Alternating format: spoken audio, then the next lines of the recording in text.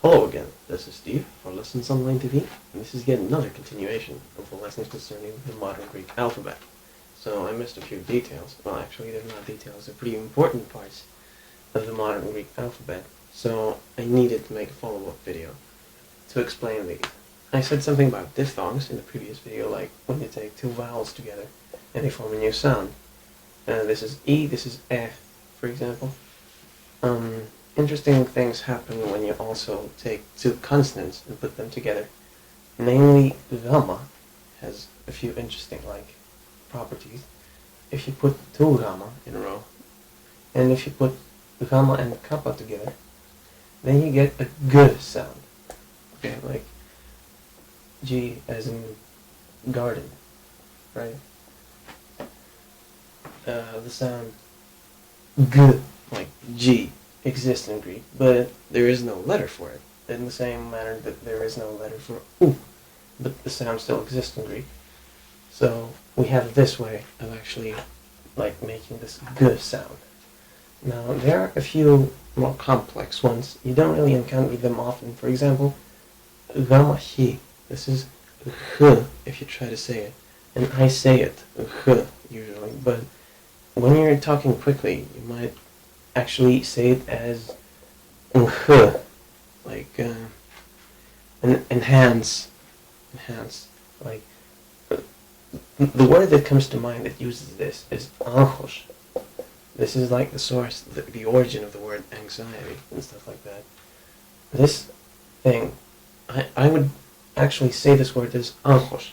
Okay, but some people actually say anchos. You can actually hear an N in there. This is like an option. It's up to you to decide. We also have these combinations. If you take me and B, then this sound is B, like the English B, B.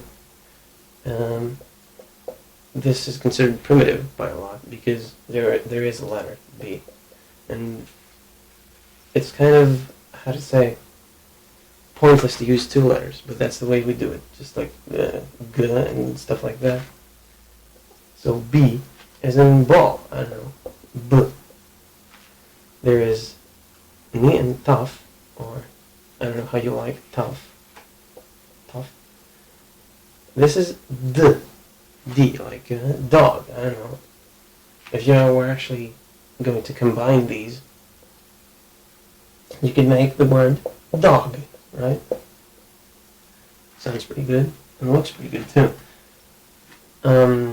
There are also a few others that you don't encounter that often, but they exist. It's ts. This is not ts. It's ts. As you say it as if it's, I don't know, a mild ch or something. I can't really describe it.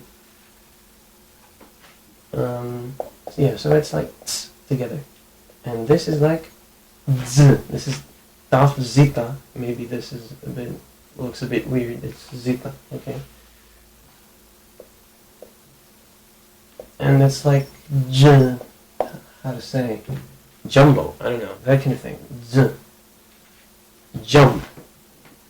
But it's not that so strong. Jump. It's jump.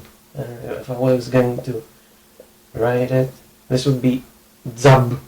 Okay, because of this rule. But if I could actually say it like each letter on its own, it would be like that.